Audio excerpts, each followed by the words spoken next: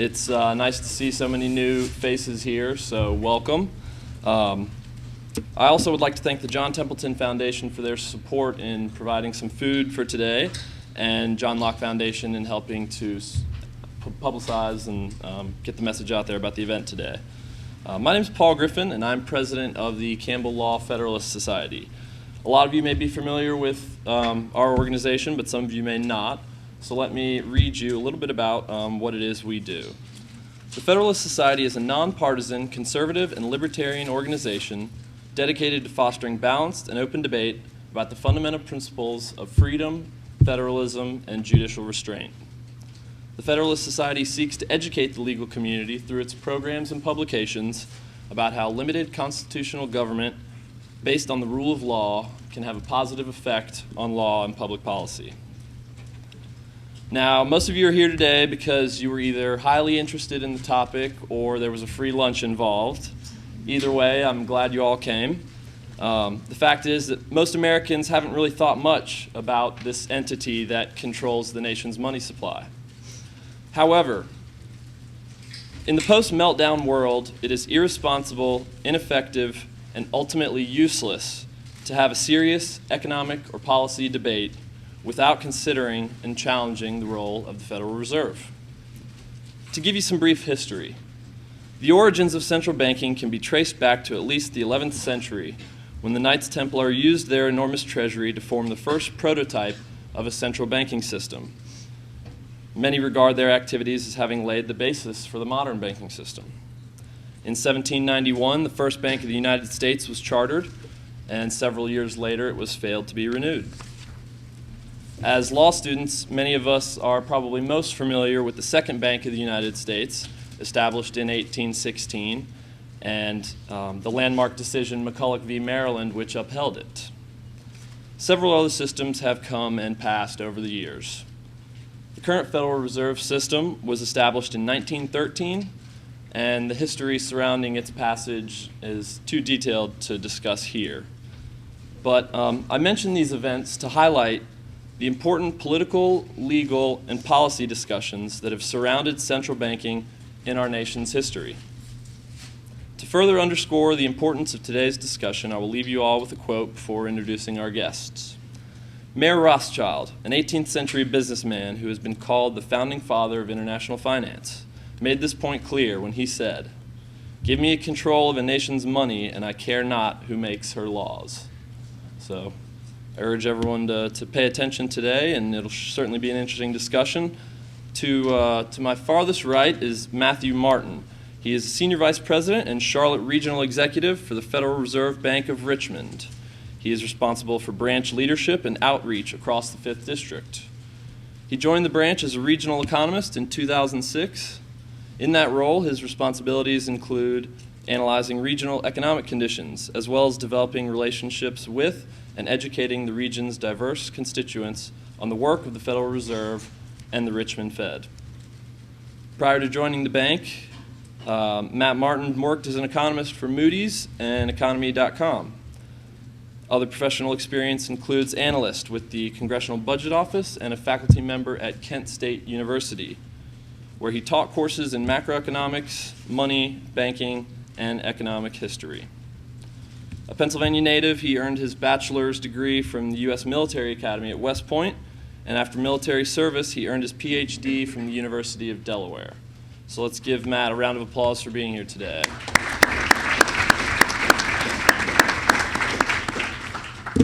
And to my immediate right is Robert Murphy.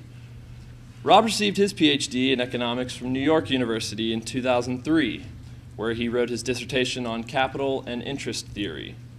After teaching at Hillsdale College for 3 years, he moved to the financial sector to work as an analyst for Art Laffer, of the Laffer curve fame for those econ majors out there. Robert is now a consultant living in Nashville, Tennessee. He has written hundreds of economics articles for the laypersons. I know I've read several myself, appearing in such outlets as Forbes.com, Investors Business Daily, and Barron's Magazine. He's testified before Congress on oil prices and the dollar, and he has been interviewed frequently by Fox Business Network. His latest book, which I'm sure he will mention today, is The Politically Incorrect Guide to the Great Depression and the New Deal. And so I urge everybody to check that out. Okay, let's welcome Robert for coming here today.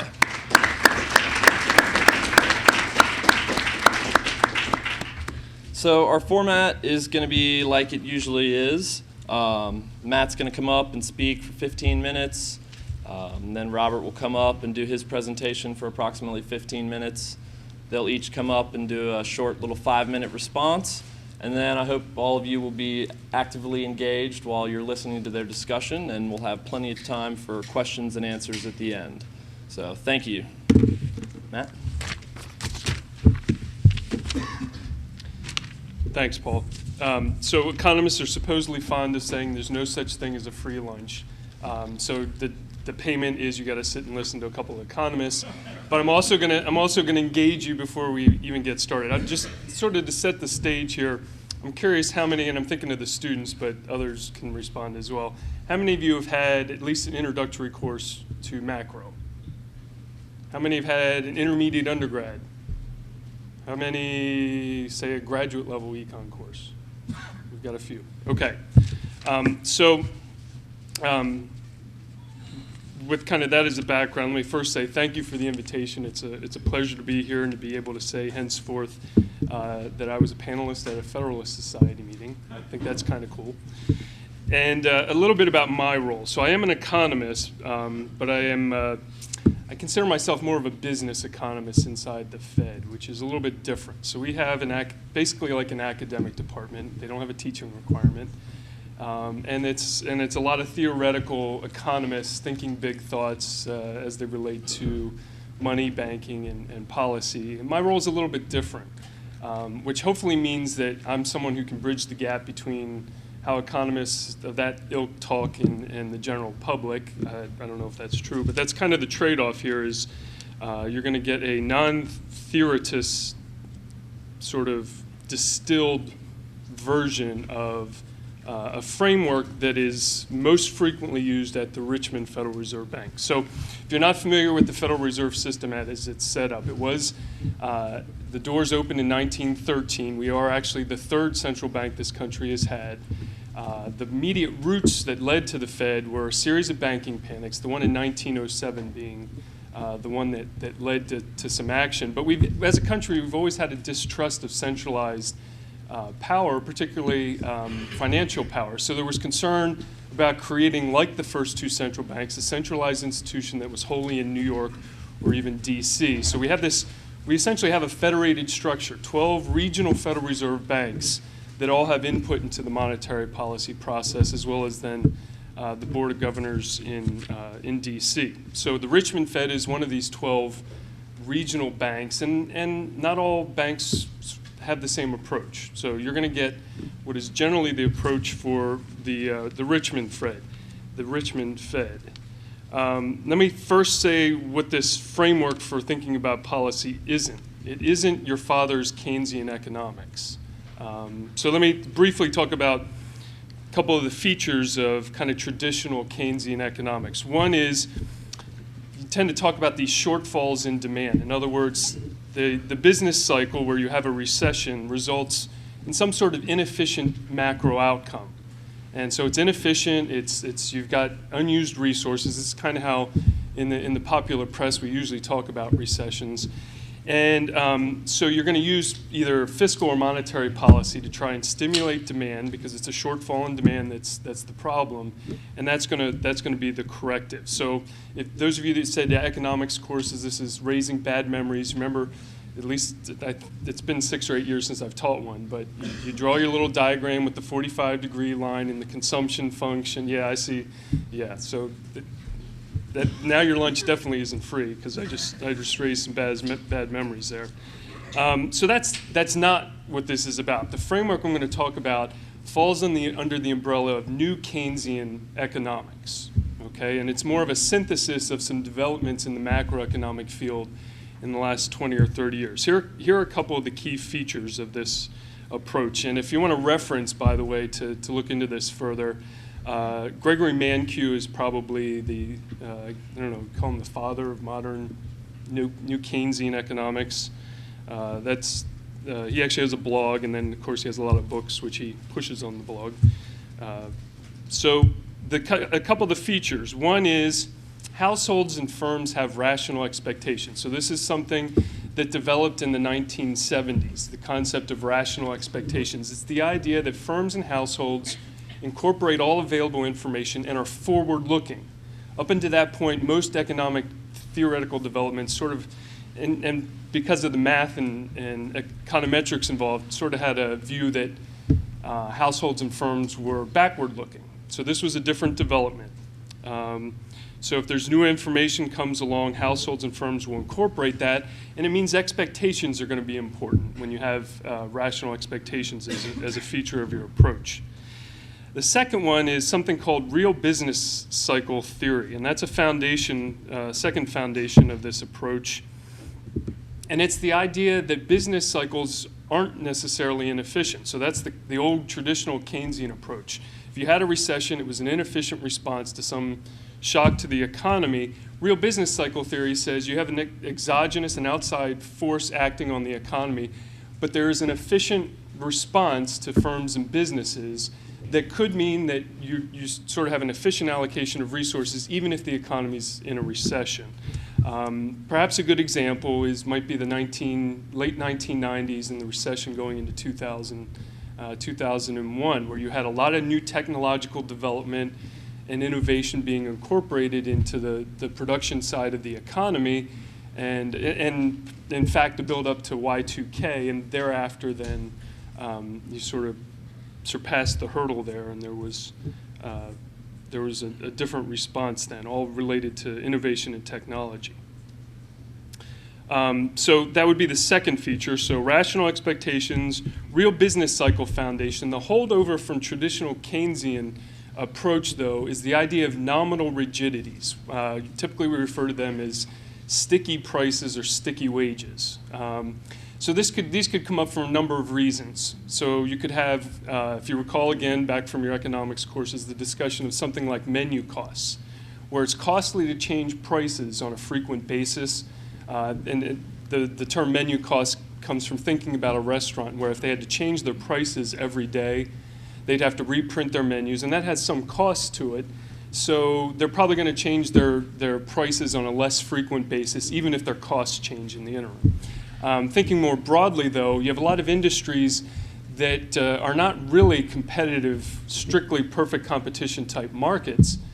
They're more monopolistically competitive. So think of the auto industry, where you have a few large producers, each of whom have some pricing power. It's not straight monopoly. And you tend to have a situation where prices change more slowly for those industries. So you have various reasons why there might be these nominal rigidities, why prices and wages in the economy, including in capital markets, might not adjust right away, might take some time to adjust. That's the part that really links this into the Keynesian approach. So those are the three pillars of new Keynesian economics. So what are the policy implications of this approach? So there's a long-running, by the way, do you notice, I don't know if you have this tendency, Bob, economists tend to start sentences with so.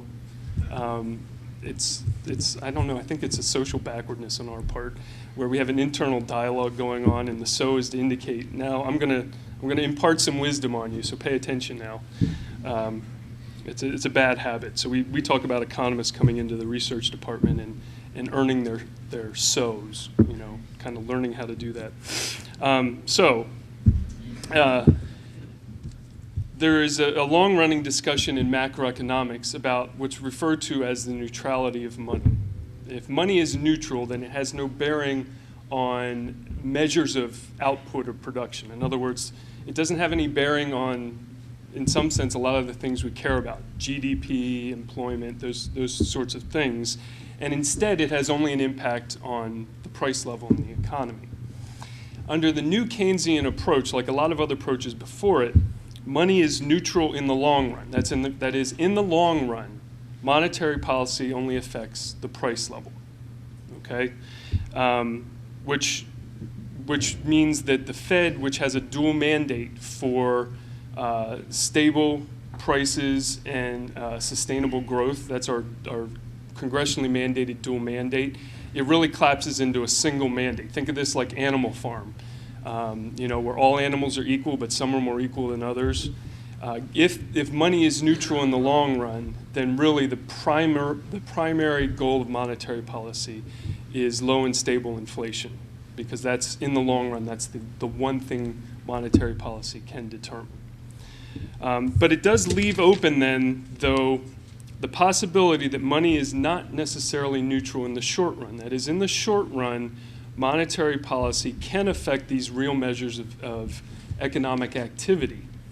But there's an important exception to this. In this framework, expectations matter, and monetary policy works through its ability to affect those expectations about the future value of money.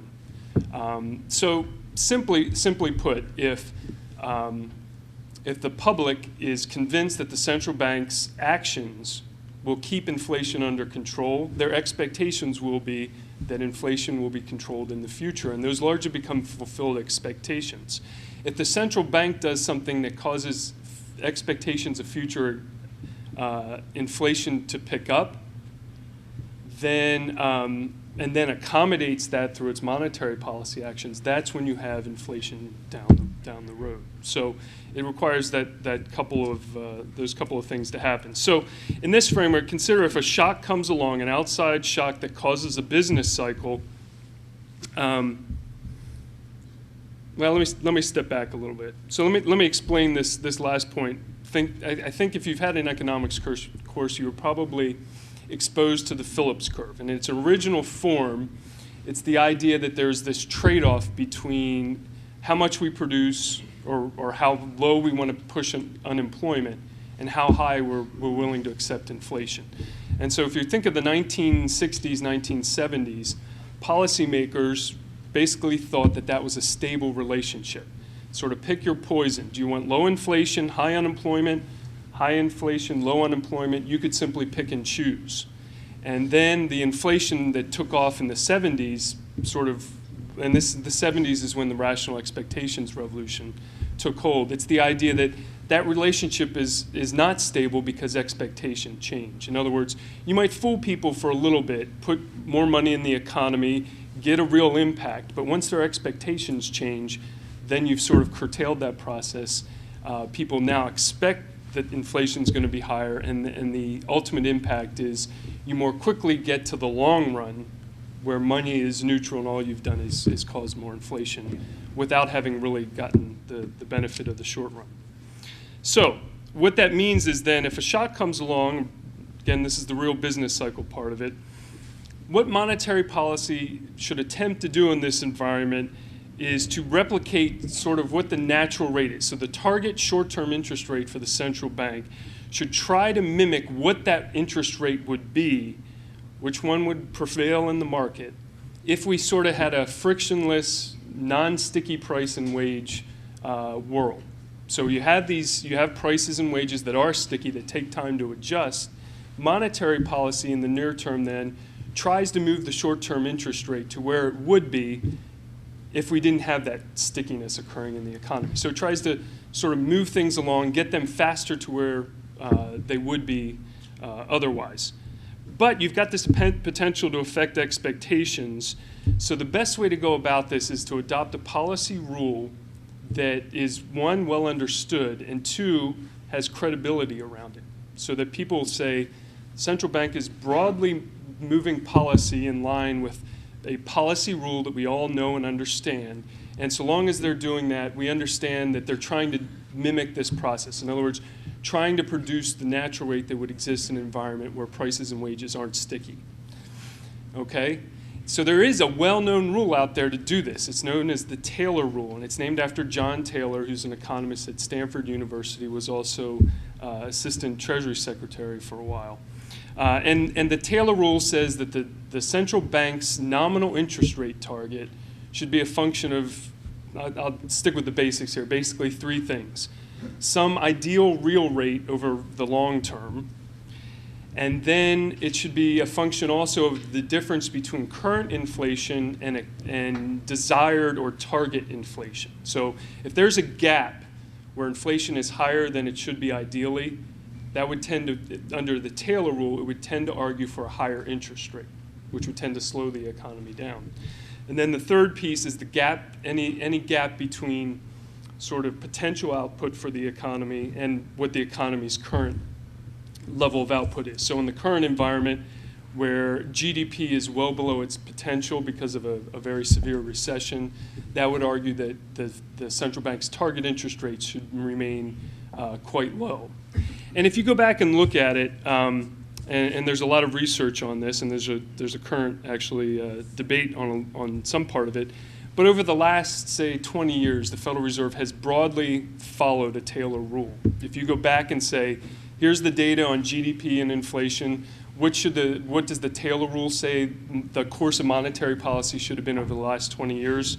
And then you look at where the federal funds target actually was, those two fall pretty closely together. There's a little dispute about coming out of the last recession, say 2003, 2004, and you can actually go and look at some speeches by Chairman Bernanke, compare that to some statements John Taylor had brought up if you want to look at that. But there's one further step where you could take this, and that's the idea you could explicitly commit to a very clear inflation target. That's what we haven't done in the United States, but we have several members of the FOMC who would advocate that, including Chairman Bernanke and including the president of our bank at the Richmond Fed, Jeff Lacker. And that is, you come out and you say inflation, and you say by which measure, should be between, say, 1% and 2%, and the central bank should be held accountable to keeping inflation in that band. There are other central banks in the world that have an explicit inflation mandate, and so they operate with that as their sole objective, and they are held accountable to that objective. So let me just wrap up here with a couple of factors that help a central bank in this process. The biggest one is central bank independence. The evidence across the globe is very clear on this, that accomplishment of macroeconomic policy objectives, especially this inflation objective, is best served by a central bank that is independent of the federal government. And you can see the reasoning for this. The short-term fiscal pressures of a federal government mean that when push comes to shove, and this has just happened in Argentina where Kirchner has basically raided the central bank for $6 or $7 billion to pay off government debt, there's a temptation if the central bank doesn't have independence for the federal government to have the central bank basically print money to pay off the federal deficit. And I think my colleague here will probably expound on that aspect a little bit. So I think that's an important thing to recognize. So the measures like auditing the Fed, for example. The Fed, first of all, is under a lot of audits. The one area of the Fed that's not directly audited is monetary policy operations. But the chairman reports to Congress twice a year on that. We're held accountable to the public for that. But this idea of auditing the Fed and auditing the Fed's monetary policy operations, that would bring the Fed under the close control of Congress.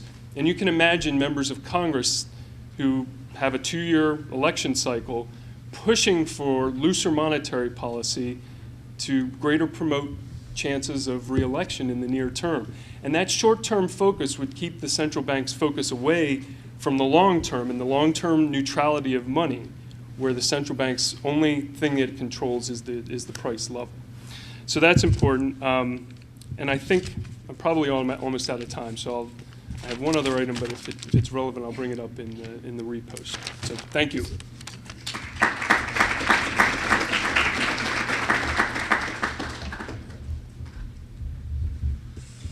Okay, thanks, Matt.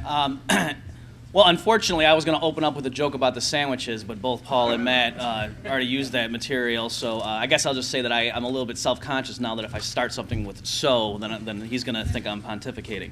So I'll try to avoid that.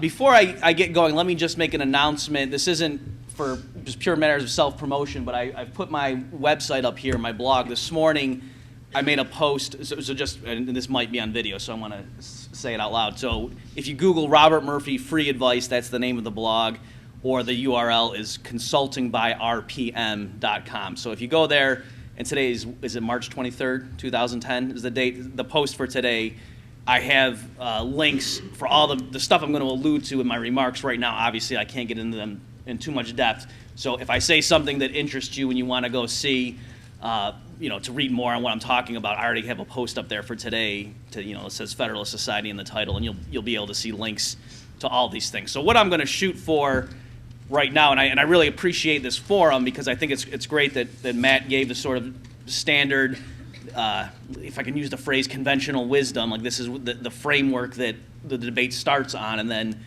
policy analysts and pundits on CNBC sort of spin off based on this narrative that Matt's just given. And what I want to do is challenge that completely. All right, so I'm hoping that by the end of my remarks that you either think I'm a genius or that I'm nuts, one of the two, or even both. That's fine with me. And so again, I'm going to say things that maybe some of you have never even entertained before. And again, I'm not going to be able to defend these things down to the last detail. So if you go to the post, you can at least read more about this stuff. Okay, so I'm not going to, first of all, because we want to keep this sort of light and casual, and then also leave time at the end for your questions, I'm not going to try to take on the individual points that Matt brought up. I mean, I went to a standard graduate program in economics, and so I learned the new Keynesian paradigm, and I understand why it works the way it does. Okay, I understand the theoretical reasons what drove academic economists to make the decisions when they built their models the way they have done. Okay, certainly those guys are smart, so don't at all. I'm going to criticize the results of those models, but my point isn't to say these guys are a bunch of idiots. That's far from what I'm saying. What I am saying, though, is they have these models that I think yield horrible policy conclusions, and that then when the central bank in the real world acts on what these models say, or when they try to explain their policies in terms of these types of models, that the results are awful. All right, so again, rather than me just trying to get into the nitty-gritty and point out the theoretical flaws in the model, I think what I can just do is just step back and say, look at the results. All right, so now I know you've eaten right now, and we're talking economics, and you're probably going to start dozing off. So let me just say this now before I forget. If you take nothing else away from my opening remarks, what I would want you to do is when you get to a computer, go to YouTube and type in Bernanke was wrong. All right, and it pulls up. It should be the top hit or so, and it's a 5-minute or so compilation of video clips going back to July of 2005, when Ben Bernanke at the time was on the Council of Economic Advisors for President Bush. This was before he was Federal Reserve Chairman, and it just goes through it. It's real short snippets of Bernanke either testifying to Congress or being interviewed by CNBC, and it just goes through and shows at every stage, both in the midst of the housing bubble. Bernanke was saying he didn't think we were in a housing bubble. He was saying, no, the fundamentals are strong. Maybe there's a little bit of froth here and there, but we've never seen a countrywide depression in house prices, so I don't think that's a realistic concern. And then once the housing bubble did burst, he was assuring people that, no, well, we think it's going to be confined to the subprime market. It's not going to spill over in the real economy.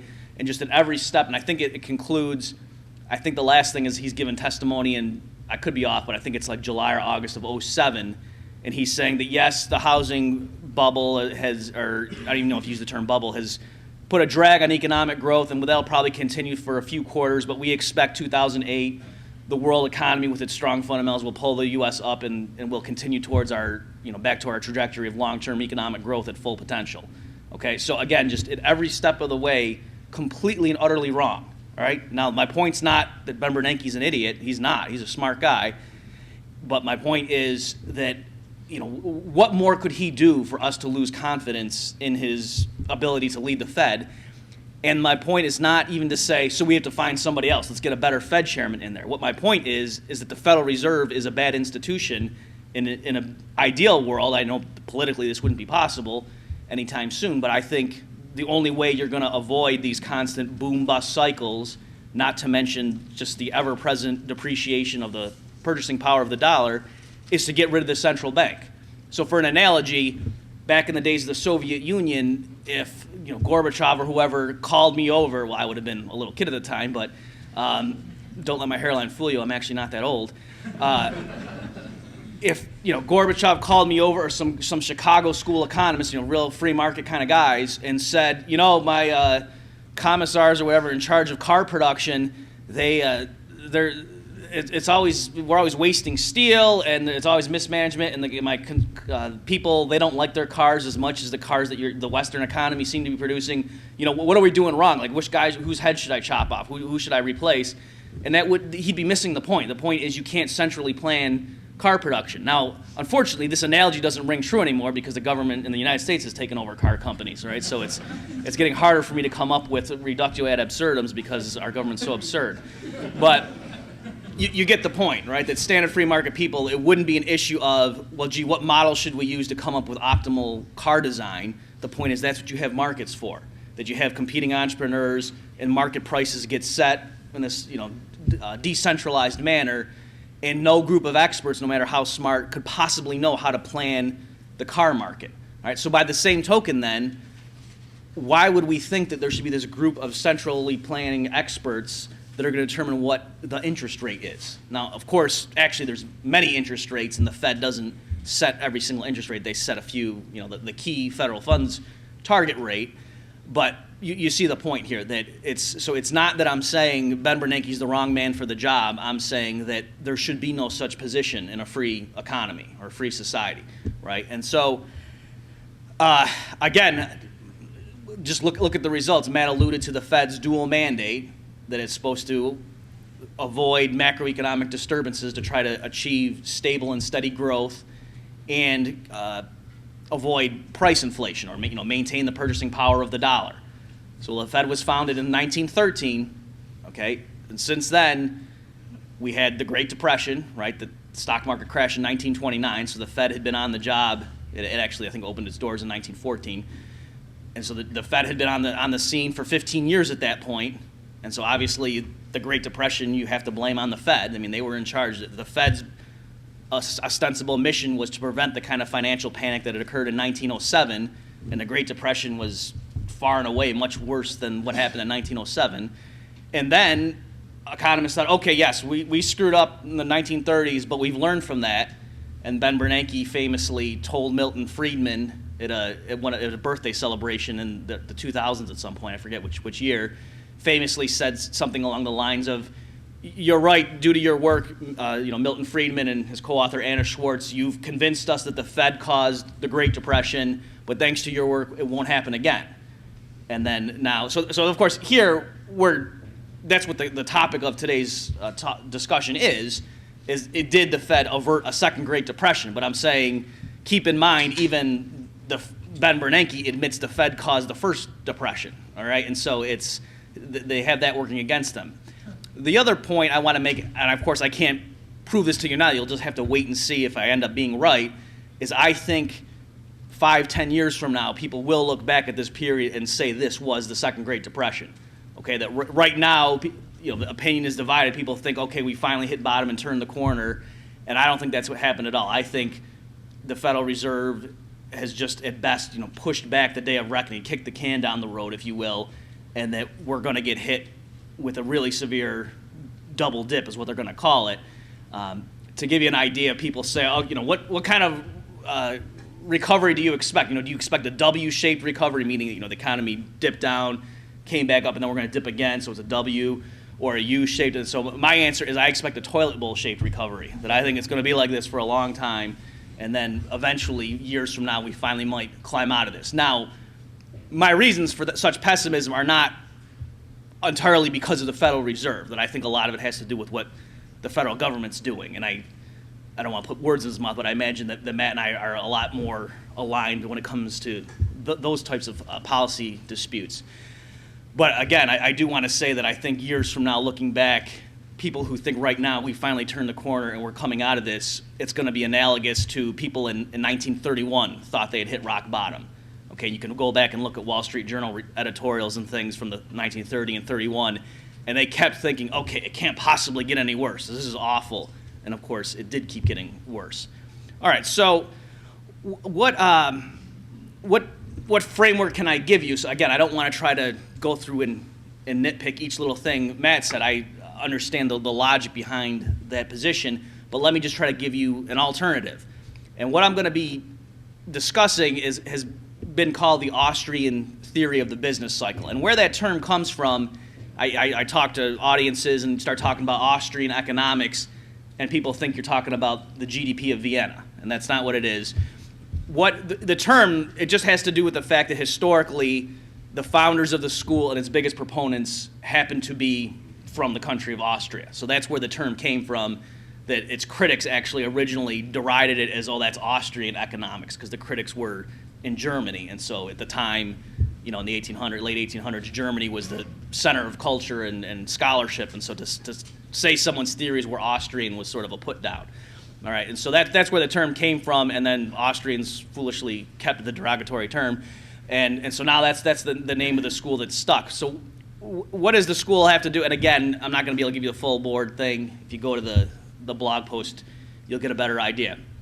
So what the Austrians have to say is that, in this context, interest rates are a price. They do something. Interest rates matter, okay? That if the government came along and said, hey, you know what, there's a big recession on, let's make the price of steel virtually zero, and we'll promise the markets we'll keep the price of steel at zero for the foreseeable future, most economists would say, well, that's crazy. The steel is still scarce. By saying the price is zero, you're just going to screw everything up. Businesses are going to try to use more steel than there is to go around, and supply and demand will be out of whack. You can't just say the price of steel is zero. That's wrong. The prices communicate information. They're not arbitrary. And so the Austrians say it's the same thing with interest rates, that the Fed coming along and saying, oh, the economy's in such dire straits, we're going to promise basically 0% interest rates for the foreseeable future. You're not doing anybody any favors by that. The Fed's not creating real savings. All it's doing to maintain that is Bernanke is willing to write checks drawn on thin air and buy up assets, and yet he can create new dollars.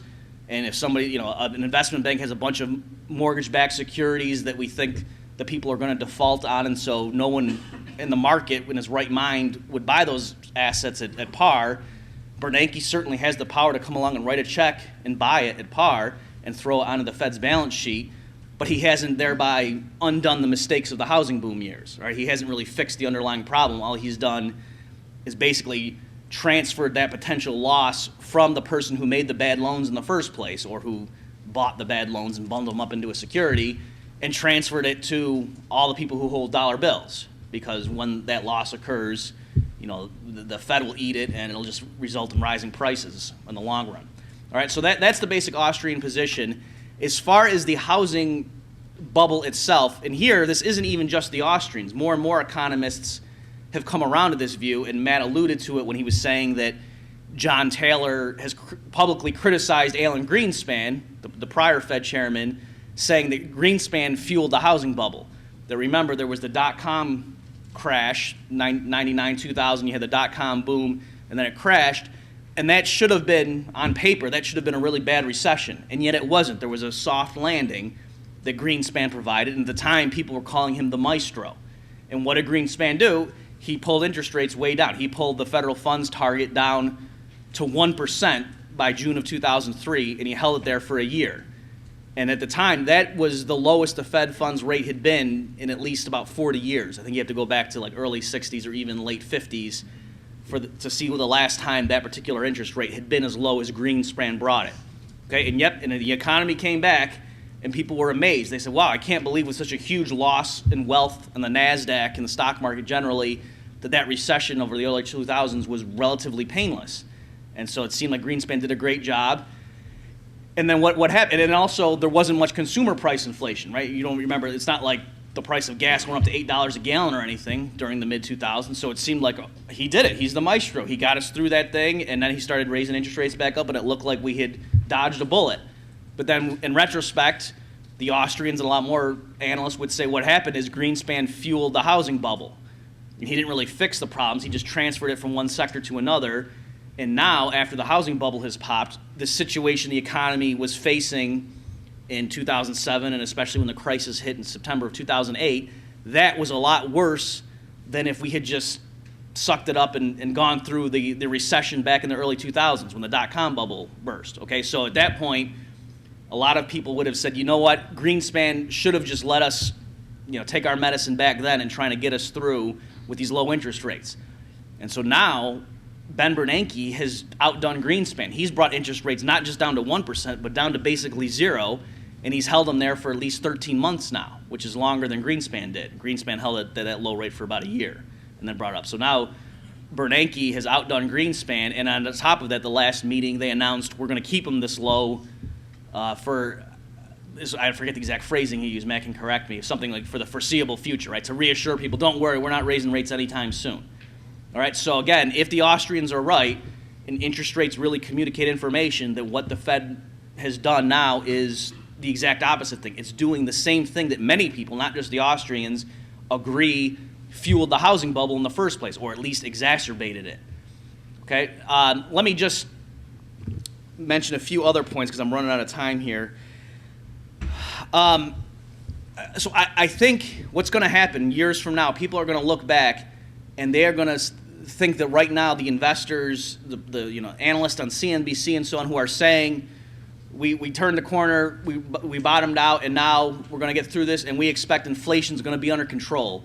Even though, some of you have probably seen the charts of what has happened to excess reserves in the banking system, or what's happened to what's called the monetary base. I'm not exaggerating. The excess reserves are like this for decades, basically $10, $20 billion, and then they zoom up to close to $1 trillion just since 2008. All right, and if all those reserves that are in the banking system, if they were lent out, as they would be under normal circumstances, the last time I did a back-of-the-envelope calculation, it was something like the money supply could go up by a factor of 8 or 9. Right? So I'm not saying 8 or 9%. I'm saying a multiple of that. Right? Meaning that, again, if everything just multiplied through, that gas would be $24, $25 a gallon if that played out. Now, I'm not predicting that that's going to happen. I'm not saying the Fed would sit back and allow that to happen. But my point is, I think Bernanke has painted himself into a corner, that in order to rescue the investment banks and take all those bad toxic assets off their books, and then to do the quantitative easing, which has helped keep low long-term interest rates by buying more than $1 trillion worth of federal government debt. All right, so in case you didn't know, that's one of the things that has happened, that last year the Federal Reserve bought more than $1 trillion, or announced a program to start buying more than $1 trillion worth of debt issued by Uncle Sam. Okay, so, and there were, again, technical reasons for all that, and Matt can give you the justifications, but my point is just, if this doesn't work out, if the economy tanks again, if the housing sector collapses again, or commercial real estate or the credit card market, if anything tanks again and the economy dips and then interest rates start rising, then the situation is going to be untenable. That banks sitting on this $1 trillion of excess reserves are going to say, well, why are we going to sit here holding this stuff parked at the Fed earning 15 basis points or whatever the Fed's paying? We can go lend it out somewhere else and earn more. And then Bernanke at that point is basically going to have to decide, am I just going to let everything collapse, or are we going to allow dollar creation to happen like it's never happened before in the United States? All right, and I don't know what choice he's going to make, and it's true. Do I want Ben Bernanke making that choice or Nancy Pelosi? That's a hard choice. I don't want to make that choice. All right, I wish that there were no one making that choice. So again, I'm not here to say let's have Congress take over the Federal Reserve. Of course not. That scares me too. But the point is just, it's an awful situation the Fed has painted us into. It did basically the same thing, only more so that Greenspan did. And this talk of, did the Fed avert a second Great Depression? I think, again, if you do the background reading, you'll see there's a strong case to be made that the Fed created the first depression, and that the crisis we're in right now is because of Fed actions. And so to me, I would say no, that the Fed didn't avert it. In fact, the Fed caused the situation that we're in. All right, thanks.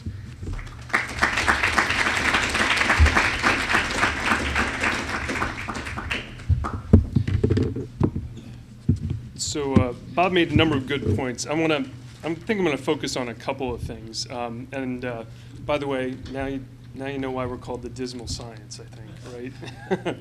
It wasn't a very optimistic view of the future.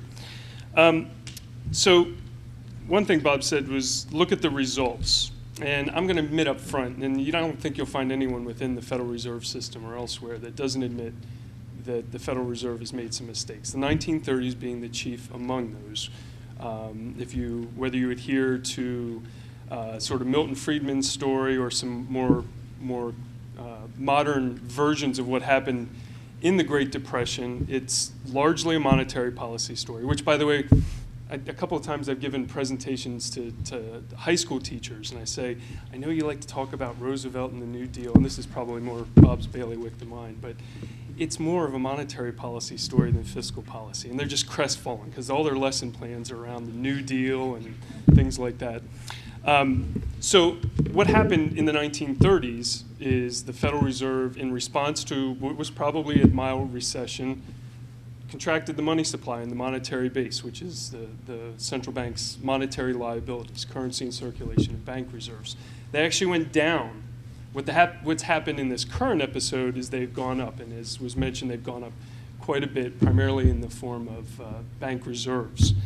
So the responses are different. But when you look at the results, we've got a long history in this country of periods without a central bank. And I think if actually we were to tally it up, the number of severe business cycle contractions that had the term Great Depression assigned to them, I think we're at least on number 4. There were a couple in the 19th century that more or less bore that moniker. And then when what we now refer to as the Great Depression came along in the 1930s, that one sort of has stuck. But the ones in 1907 was just a severe recession. You go back to the 1890s, 1893, very sharp recession that might be better described as a recession, 1870s as well. You can go back to 1830s. So Andrew Jackson successfully, and so the history is relevant here. I know Paul sort of alluded to this in his opening remarks. He successfully got the second bank of the United States shut down. His one concern was that the central bank was providing too much credit, and that was going to fuel a real estate bubble. Well, it turns out a few years after the second bank of the United States was shut down, there was a real estate bubble. And so there was 1837, there was a pretty severe contraction as well. So these cycles predate, and I'm talking primarily about cycles related to the financial sector. So there are a number of different areas in which cycles can come in. And actually, there's a good book out that I've just started reading if you want to reference it. Reinhardt and Rogoff. This time it's different, 8 Centuries of Financial Folly. I'd recommend it from what I've read so far. But thinking particularly of financial crises, there are a number of examples where without a central bank, we had these and they led to pretty disastrous results for the economy at large. So then you come into the Federal Reserve era, and there are some clearly mistakes there, not just the 1930s, 1970s as well. So by the time you get to the end of that decade, inflation's well into double digits, and the pernicious effect of that higher inflation is pretty clear. So that I think that's an issue to be raised. Let me bring it to more kind of current circumstances then. And how much, are we doing 5 or 10 minutes? Okay, so I'll make one more point here. So it's true, the Fed's balance has a pretty bloated balance sheet right now, and I would be lying if I didn't say I wasn't concerned about what's come to be termed as the Fed's exit strategy, right? So we've got a balance sheet, it's actually excess bank reserves are over $1 trillion at this point, and in normal circumstances they're razor thin. And so somewhere down the road, the Federal Reserve is going to have to pull back all this liquidity. Couple of points about that. First of all, most of what we bought in the last year has been mortgage-backed securities, newly originated mortgage-backed securities, which aren't technically, or they're not, let me put it this way, they're not explicitly government debt, but we now know that Fannie and Freddie, once thought to have some sort of implicit government backing, it's become pretty explicit now. So you could really think of that as government debt. So at some point, that stuff's got to go away somehow. And there are some tools available. We could go out and actually sell assets at some point, outright sales. Some of these, and it'll be too slow probably to be sufficient, will roll off. The estimate is by next year, $200 billion of the $1.2 billion mortgage-backed securities on the Fed's balance sheet will roll off. most of that's prepayment, people moving, paying off an old mortgage and originating a new one. We now pay interest on reserves to banks. So they have all this excess reserves, but we can basically use interest on reserve to fix those reserves. The way all these reserves become inflationary, again, more bad memories, this would be money, credit, and banking, is money is created when the central bank increases bank reserves, and that leads to multiple deposit creation through the loan process. That's obviously not happening very much right now. So the velocity of money has slowed down quite a bit in the economy. At some point that'll pick up. But we can have some bearing on that by paying interest, higher rate of interest on reserves for banks and sort of fixing it there. I'm sure that creates some problems in and of itself and from Bob's perspective. And then we can also we have another tool. It's basically CDs for banks where they term deposit their reserves and can't touch them for some period of time. Again, to slow down the bringing out of reserves into the economy. So there are possibilities for an exit strategy. I'm convinced that that those will work when the time has come. And the language in the FOMC statement is low interest rates for an extended period. And that was just reaffirmed in the last period. But I would be lying if I didn't say that it's a very straightforward manner. In other words, there is some concern about that going forward. One last point I'll make. So I started off by saying, if you look at the history, there's crisis before the Fed, and that this cycle is a little bit different than the 1930s, in that the Fed increased the monetary base as opposed to declining it. I'd argue, particularly on some of the key measures, the 1930s, the Fed mistake of reducing the monetary base led to a deep recession and an unemployment rate of 25%. Today it's 10%, and as bad as that is and as much suffering as that causes, it's not the 25% of the Great Depression. So what we've seen to date is not what we saw in the 1930s. So the Great Recession, I think, is probably a good moniker for the current episode. So this is just something to think about. And I don't know I have a firm conclusion in my own mind about this. So you have a central bank that takes a recession and sort of produces a Great Depression in the 1930s. In the current episode, sort of takes the opposite response, and whatever the causes of the cycle, probably averted that same thing. It's, to some extent, I might be playing into Bob's hands and saying, yeah, that's the whole point. Central banks make different decisions, and you have different outcomes. Remove them from the picture. But if the 1930s was a clear mistake, then you've got to look at the current episode and say, well, the response was different. So is it an out-and-out mistake just because we ended up with 10% unemployment? Not necessarily. So I'll leave that as probably the last food for thought. Thank you.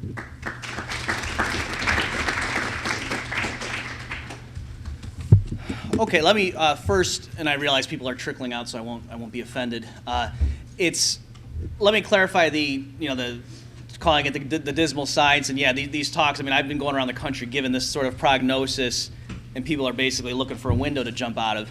But the one silver lining to all this, for most of you who are young law students here, if you're racking up a lot of debt, you're actually going to be fine, because as long as your debt's fixed interest rate, you're presumably going to go out, become lawyers, and make a bunch of money. And then your interest payments will be locked into the current, fixed payments. So you actually will be fine if you start your careers and prices all triple in a few years, because your salary will go up, but your loan payments will become that much more manageable. So actually, you're one of the few groups that, if things turn out the way I think they will, you'll actually be relatively fine. And plus, with all the stuff the federal government's doing, there's going to be no shortage of litigation going on. So you guys should be fine. Okay. Again, we only have a few minutes here. We want to leave time for your guys' questions. Let me just clarify what the Austrian interpretation is here, because it's crucial. So yes, it's true. The Austrians blame the early part of the Great Depression on the Federal Reserve, and so does a Chicago school monetarist like Milton Friedman. And the Friedmanite view is the one that's informing Matt's remarks here. But the explanation is actually almost the opposite. So Friedman and people in that mindset, what they say is things were going along great. We were in the roaring 20s. The 1920s were a very prosperous period in U.S. history, arguably the most prosperous decade in our history. and things were going great. Stock market was booming nicely. And then in 1929, for some reason, the Fed, there's a lot of things about one of the guys died. He was kind of running the Fed, and that the other people weren't as competent. For whatever reason, the Fed got cold feet, and they hiked rates, and then things crashed. And then the Fed didn't know what to do. They were still on the gold standard, and they were worried about that. And the Fed just sat back and was too timid and didn't just inject a bunch of liquidity, and that's why things just collapsed and turned into the Great Depression. All right, the Austrians say basically the exact opposite of that. The Austrians want to say, no, what the Fed did, the reason we blame the Depression on the Fed, or lay a lot of the blame on the Fed, is that the stock market, the reason it crashed was because it had been pushed up by earlier easy Fed policies. All right, I can't give it to you here. It's in my book, or I have articles at that blog post if you want to go check it out. But if you looked at, so from your point of view, the stock market, it's going along in the 20s like this, and then around 1927, it really starts shooting up, and then by 29, it's in a huge bubble, and then it comes crashing down. So for the Austrians, the mystery isn't, gee, why did the stock market all of a sudden crash? It's what the heck pushed up prices to such absurd heights. It's the same thing fast forward to today, or recent years. The question is not, man, why did house prices all of a sudden just collapse in 2006, 2007? No, the question is, why did they start rising at absurd double-digit rates a few years earlier when, by any conventional measure, whether you're looking at, home prices to rental rates, or even if you adjust for mortgage rates and so on, still, or if you look at things like the proportion of housing that was owner-occupied, so the various indexes to try to diagnose, is there a bubble occurring here? Is this an asset bubble? And yeah, the warning signs were going off. And so the question is, what pushed it up? So that's what the Austrian point is, and they would blame that largely on the Federal Reserve. That yeah, if you push down interest rates, you're going to cause investors to make bad decisions. You're going to mislead them because interest rates serve a function in a market economy. They communicate information. If you mess with that signal, you're going to mislead people, and they're going to do systematically dumb things. Okay, let me just talk very brief. Okay, quick point about earlier depressions. And yeah, it's true. Sometimes, in perhaps flippant remarks, we'll say, "Oh yeah, the Federal Reserve is the cause of the business cycle," and well, no, that's not actually true because there were business cycles before the Fed was formed. More accurately, the Austrians would say it's central bank tinkering with interest rates that causes the boom-bust cycle.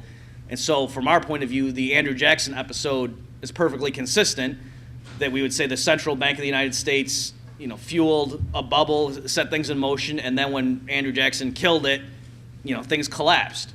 But the point is they returned to the fundamental level, just like in our times. For us, the federal government and the Federal Reserve, their mission should not have been in 2007, 2008 to say, what can we do to keep up home prices? No, they should have said, we need to get out of the way. We push them up to these absurd levels, let them fall back down to where they ought to be, right? That what they're trying to do basically is to pump back up a bubble that should never have been formed in the first place, okay? The last point here, talk about the Fed's exit strategy. This I find ironic because, again, with just the verbal discussion here, it's going to be hard for you to picture this. But what's happening is Bernanke has bought a bunch of assets, right? So banks get checks from the Fed. They have now reserves on deposit with the Fed. And under normal circumstances, they would lend most of that out. And that's what would put money out into the economy, loosely speaking, and that's what would push up prices, right? That hasn't happened, obviously. It's not that milk is now $10 a gallon. But that money is basically bottled up at the Fed. The banks right now, because their balance sheets are so awful, there's no investment opportunities, interest rates on various investments are so low, the banks right now are content to let this $1 trillion plus in reserves just sit parked at the Fed rather than lending it out, which would push up prices.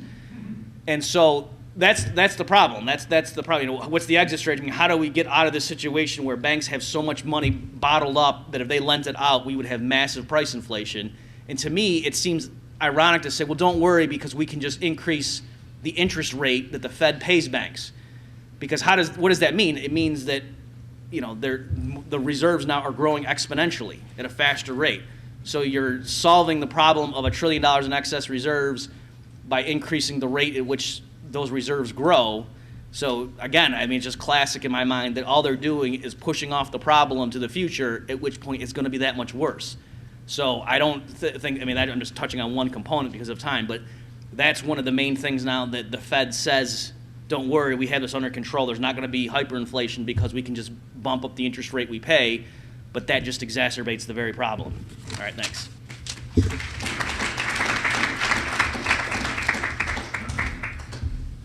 All right, let's give both of our guests another round of applause for their... I know a lot of you probably have class, or maybe you've already slipped out if you did, but we're going to go ahead and start the question and answer period. So go ahead and raise your hands if you got a question. Just gonna put this maybe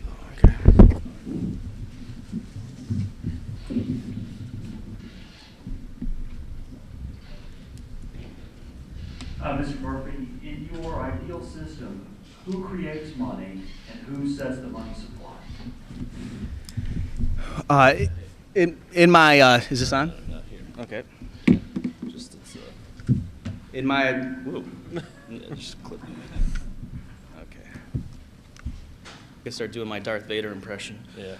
Okay. Once that turns on, you can just hook it up. In my ideal system, the market would create money. So it would be, and historically, that's where, a king didn't invent money. It was people just gravitated towards things like gold and silver for various reasons, and that would, so nobody would be in charge of saying this is what money's going to be. I think right now in the modern world economy, it would be gold and maybe silver would be the money. So if people wanted more money, miners would dig up more of it.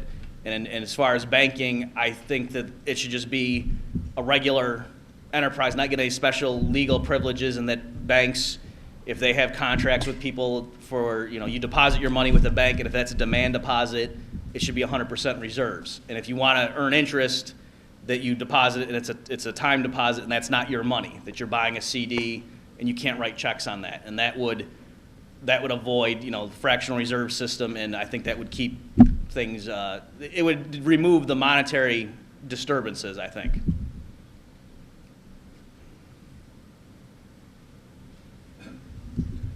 I know this is about economics, the Fed, but it's, Matt said, talked about rational expectations, that in as much as it doesn't seem to exist inside the Beltway, I feel like you've been way too kind, because as I would look at it, and I've spent a lot of time in banking, so I'm a little sympathetic towards the Fed, but the real problem is, we didn't talk about Sue Hawley, we're not talking about the role of the Congress with Fannie Mae and Freddie Mac. We're not talking about $10 billion for the IRS to enforce insurance. How do you sift the, as they say, the chaff from the grain? Yeah, let me make sure. How do I turn this on? Paul stacked the deck by turning off his mic. Well, there we go. Oh, it flashed on. So I'll give you a central banker's perspective. There's, I think anyone's got concern about the overall fiscal circumstance, and as far as where deficits are, where they're likely to be in the future. So I'm going to take that broadly as opposed to specific policy initiatives. So it seems likely that this idea of crowding out, the government is going to be such a big borrower, is and will be in the future of loanable funds, that it's going to crowd out some private investment, which means I think we can probably expect overall growth to be slower than it would be otherwise. I don't know how much slower, but that has a bearing on policy then. It's particularly if you're using it through some version like a Taylor rule, you've got to make an adjustment then to what you think sustainable growth is compared to what it would have been otherwise. I think it's in some ways tragic in the sense that, you undertake certain policies for whatever reason, and that the opportunity cost of those policies is sacrificing growth, which, to use the Bushism, that would grow the pie higher, and you'd have more resources in the economy to redistribute in the future. I mean, the difference between 2% real GDP growth and 3% over a generation is very significant. And I think that's where we're headed right now. More dismal science. Yeah, if I could just jump into, I should clarify, you mentioned Smoot-Hawley, that, for don't know, that was a a very sharp increase in tariff rates that Herbert Hoover signed. So we didn't have time to get into it, and I was trying to focus just on monetary policy, but the reason the Great Depression lasted for a decade was not just because of the Federal Reserve. I mean, in my mind, what the Fed did was cause the stock bubble and the crash of '29 that should have just been a very bad recession, but in terms of our terminology, but it would have just been a year of awful, an awful economy for a year, and then things would have gotten back to normal if the federal government had sat back and done nothing, which is what people think Herbert Hoover did, and in fact he didn't. He was the most interventionist president in U.S. history up to that point. So FDR was more than him, but FDR was more interventionist than anybody in U.S. history, right? So specifically, and I'll just take one more moment here, specifically what Herbert Hoover did, why I think unemployment got up to the levels it did, was after the '29 crash, Herbert Hoover called in all the big businesses and he's told them, I don't want you to cut wage rates. So prices were falling for the reasons Matt mentioned, and businesses, because of the president and the social pressure, they kept up wage rates, whereas in earlier panics or depressions with a small d, prices fell, but so did wages. So, but in 1929, 1930, and 31, 32, the thing that was different, the thing that set that apart from any previous depression in U.S. history was that wages were fairly constant. They fell very slowly. So what that meant is year after year, as the price of everything else came down, but labor stayed basically the same, that labor got more and more expensive. And so it's not surprising then that businesses hired fewer and fewer workers as they got more expensive, and that's why I would say unemployment got up so high. So yeah, it wasn't just the Fed, it was a combination of things. Just like today, the reason I'm so pessimistic, you're right, to say what's going to be the worst thing, is it going to be, in my mind, the healthcare bill, or if they do cap and trade, I mean, it's take your pick. In my mind, it's all going to be awful, and the stars are aligned that everyone's doing everything wrong, in my mind, and so I'm very comfortable in saying this is going to be awful for the next 5 years. Have a nice day. I'd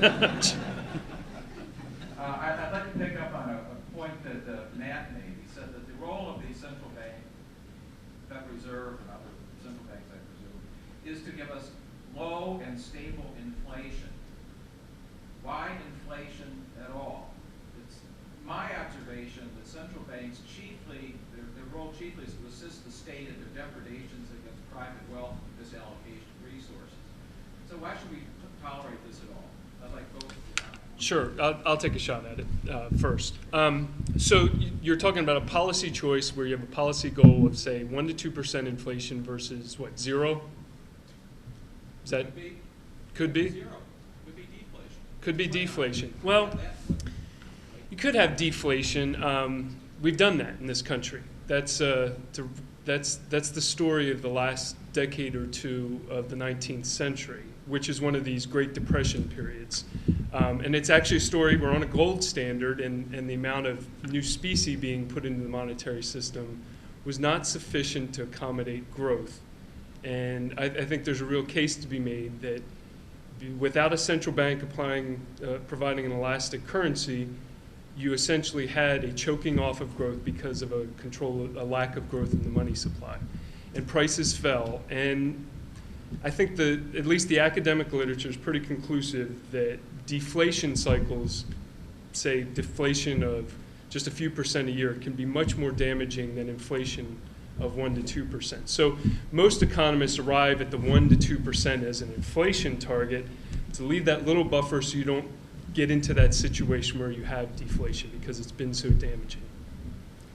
Okay, yeah, my response there, and again, we're just going to be claiming authority to each other, and you're not going to be able to referee. I don't, he's right that many academic economists would agree with everything he just said, so I'm not saying he's misrepresenting the state of the literature, but I do think that it's, historically on the gold standard, prices were basically flat in the long term, right? That what $100 bought you in 1810 was basically what it would buy you in 1880, all right? And that you didn't see, that wasn't a problem. Once everyone in the market knew that was what was going to happen, it wasn't a problem. In fact, there was price deflation in terms of, the consumer price index fell, I want to say up to 1% a year in like 1926 and 27 and 28, right? So, I mean, before I had told you that, if I said, prices fell, does does that go hand in hand with an awful economy? I think most people said, well, yes, because we've been taught that the worst thing in the world is deflation, meaning falling prices. That's, economy starts having falling prices, it's a self-fulfilling prophecy, and then it's a race to the bottom. But that coincided, in the midst of the roaring 20s when everything was presumably fine, at least as far as, output and employment and so on. So one last thing, and at the blog post I document this more. My favorite counterexample to all this is the Depression of 1920 to 21. I don't want to take your time here. I want to leave open time for the next question. But there, the Fed and the government did the exact opposite of what they're supposed to have done, right? According to the modern economic analysis. That back then, the Fed, because there was inflation during World War I, the Fed hiked its discount rate to record highs in 1920 and 21, and you saw a single year drop in prices that was greater than any single year of the 1930s happened in 20 and 21. The federal government slashed spending by something like 85% over 3 years, right? Not the deficit. Spending itself got cut because remember, they were fighting World War I and the war ended, so they didn't have to spend all that much money. All right, so again, in terms of what the government and the Fed are supposed to do to stimulate things and to make sure a bad recession doesn't turn into a Great Depression, the Fed and the government did the exact opposite in 20 and 21, and I would say, and that paved the way for the Roaring 20s, whereas they did the most intervention in U.S. history up to that point in the early 30s, and that paved the way for the worst decade in U.S. history. My brief response to that is post-war adjustments are kind of a unique thing. So we had this after World War II in Korea as well. So you're basically putting the economy that's on a wartime footing and getting it back to peacetime production. That's a little bit different animal than some of these other cycles. All right, we've got time for a couple more questions. Yeah, this question is really for Mr. Martin. It seems to me like one of the trade-offs for accepting the Federal Reserve or central bank is at least an implication that they're going to be transparent, even-handed, and somewhat predictable. And it sure seems to me that, at least as it relates to investment banking, they've been none of those things. I mean, I just don't understand the legal authority to bail out Bear Stearns, allow Lehman Brothers to fail, intervene in the to varying degrees and extremely selectively. I don't understand how this model could be sustainable. The short answer is it's not. The question that needs to be resolved, and I'll get to some of the particulars, the policy question being resolved going forward has to be to resolve too big to fail. In other words, what is the way you deal with bigger institutions? Now, there's a couple of ways of dealing this. I think the policy choice, and I probably should have said this at the beginning, but I do speak for myself, and I sort of represented the Richmond Fed there, but not the system as a whole in some of my earlier remarks. What has happened over time, and you can actually go to our website, we have an updated study. We had a couple economists who some years ago estimated that the explicit and implicit backing of the financial sector covered about 45% of financial sector liabilities. They updated, that was 1999 data. They've updated that study with 2008 data, and it's nearly 60%. Nearly 60% of the liabilities in the financial sector have either explicit or implicit government backing. So the real issue is how, and that's federal government as opposed to Federal Reserve. So Fannie and Freddie are now wards of the state, of the federal government, as is effectively AIG, a couple auto companies. No banks, by the way. Turns out the Treasury has actually made money on banks for the TARP program. And I don't think that's widely understood. They're going to lose money on GM and probably AIG, but they're going to make money on the banking side. But the trade-off here is to either roll out regulation, and the Fed didn't have regulatory authority over the investment banks going into this episode. So then the question becomes, they come running to you on a weekend saying, Monday we're going to have to close our doors. What are you going to do? Basically, the Fed's held hostage at that point. We didn't have insight into those institutions before those weekends. Okay, so that's one problem.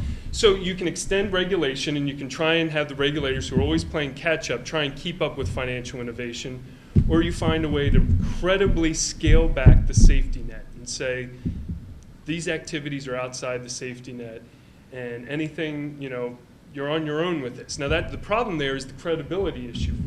When push comes to shove, how are you going to make that credible? probably, if you think of the early 1980s, what Volcker had, you sort of had to put the economy through a recession to wring out inflation and establish that credibility. I have a hard time envisioning we could establish that credibility without having an episode where some sizable institution goes under and we let it go under again to do that. But we've gotten to the point now where the safety net is so large, I don't think extending regulation is the way to solve the problem. If I could just follow up there. And what I'm going to say, I think, is consistent with what Matt said. He probably wouldn't go this far with me, but again, for the topic of today's discussion, I think one way to sort of spin what he just said is to say, yes, if the Fed got us through this crisis, this storm, by basically putting all the banks on life support, and then now maybe we take them off, but now we've just intensified this precedent such that I think the only way we're going to get out of this cycle is if we have a really bad recession sometime in the future and let some major institution fail.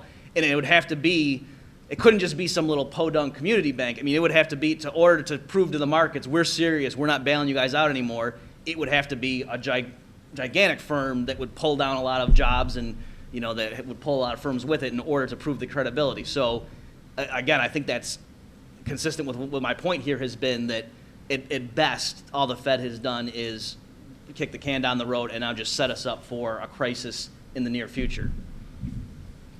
All right, this gentleman here with the point. This is going to be the last question, but maybe our folks here will stick around and talk to people individually afterwards. I don't want to hold anybody else up, so thanks. This is for Mr. Murphy. You made it pretty clear that you'd rather not have a central bank, but given that we have one, notwithstanding your remarks about Nancy Pelosi, would you not rather have it be an independent central bank? And would you not rather have it be a bank governed by a rule-based policy, if not inflation targeting?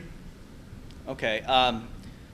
Yes, I would. I mean, I wouldn't. Some people have somewhat whimsically said the Fed should just be run by a robot, meaning that they don't mean like a really boring economist. What they mean is that, you know, just rule like the M2 or M1 or some suitably defined monetary aggregate just grows by this set amount no matter what, and that would really be a rules-based thing. Market participants could adjust to that, and then it's true if a crisis arose, people might say, oh, too bad we couldn't have discretion, but at least you would know, you could make long-term plans because you would know no matter what, that's what the Fed's going to be doing. So there's not an additional monkey wrench.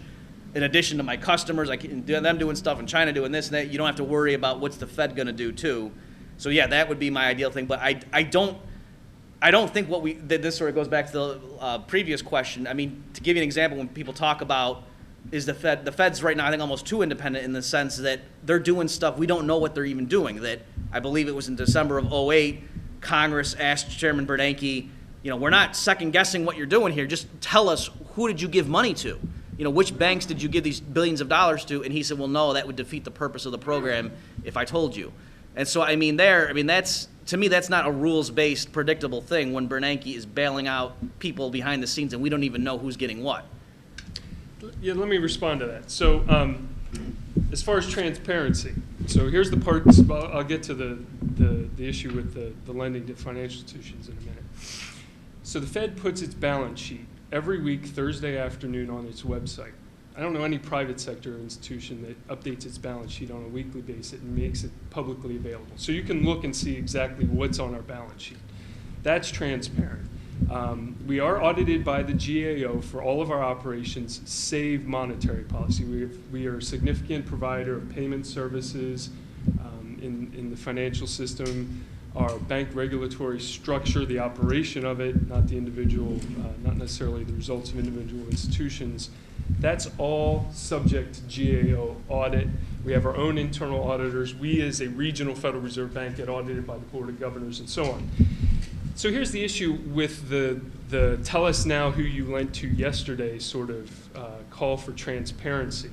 If you are in the middle of a financial crisis that involves some sort of run on a bank, the worst thing you can do is if you have some institutions that might be sudden. Now, I'm not talking about insolvent institutions. I'm talking about solvent institutions facing liquidity issues. And that's the rule of central banking. In a time of crisis, You lend freely at a penalty rate to solvent institutions, not badly run insolvent institutions. If you publish the list of who you lent to, you run the risk of sparking runs on those institutions and putting otherwise solvent institutions into untenable positions, worsening whatever crisis you were in the first place. You can go back to sort of the existential arguments between an Austrian school and others about whether you should have a central bank. But to your point, having a central bank sort of necessitates you got to do it this way. And this way is that's the one issue where we as a central bank will tell you about our programs. This is how the program's set up. These are the circumstances under which we make these loans, and we can be very transparent about that. But in real time, publishing the list of the institutions getting that sort of lending is going to cause a lot more harm than it is good. So those are the distinctions I make. All right, I'd like to thank everybody for coming out today.